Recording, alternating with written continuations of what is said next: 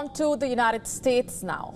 Cities across the country remain on edge amid tensions over the Los Angeles immigration protests. Overnight, the Los Angeles mayor imposed a curfew downtown. As protests that began with deportation raids last week intensified, let's take a look.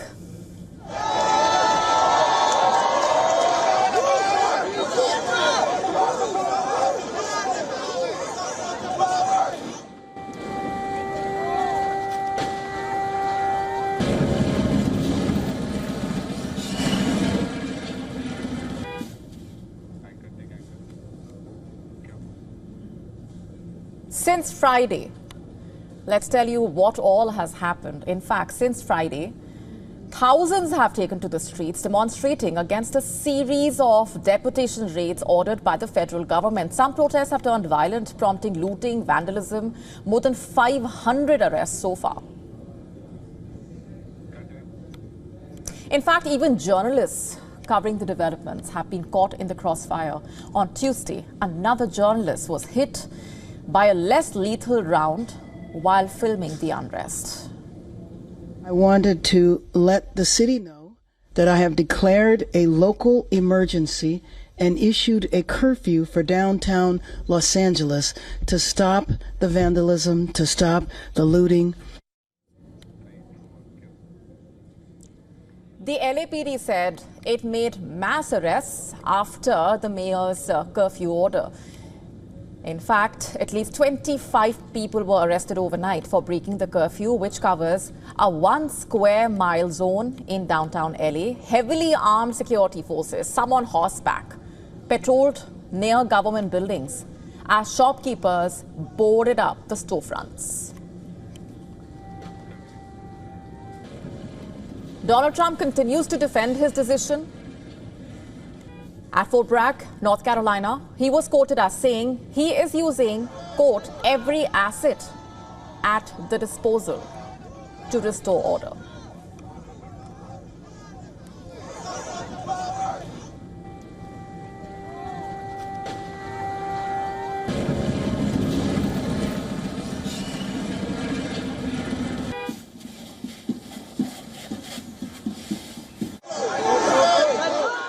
All I want in terms of engagement, I just want to see peace. If there's peace, we get out. If there's even a chance of no peace, we stay there until there's peace. And Donald Trump also took to social media to claim that if he did not send in the troops, Los Angeles would be burning to the ground.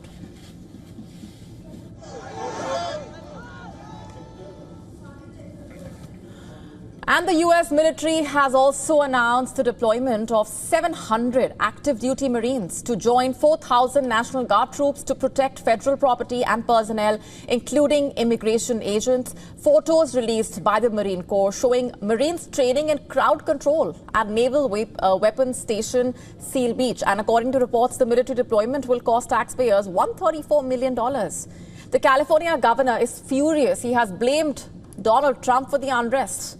And he has also called Trump's move the behavior of a tyrant, not a president.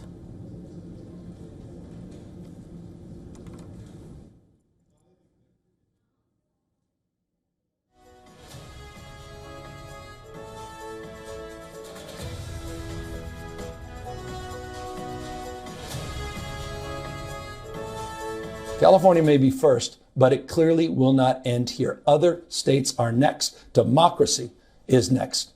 Democracy is under assault before our eyes. This moment we have feared has arrived. In the court filing, the governor has asked a federal judge to block the use of troops for policing. But on Tuesday, the judge declined to immediately block the federal intervention, and a hearing is now set for Thursday. Critics have warned that without invoking the Insurrection Act, troops are legally limited to protecting federal property and not enforcing law on the streets. And mass demonstrations have also erupted across the country. Protests against the Trump administration's immigration raids centered on Los Angeles took place in New York, Chicago, Atlanta, Washington, Seattle. Thousands attended a protest against the federal government's Immigration and Customs Enforcement, ICE, at New York City's Foley Square.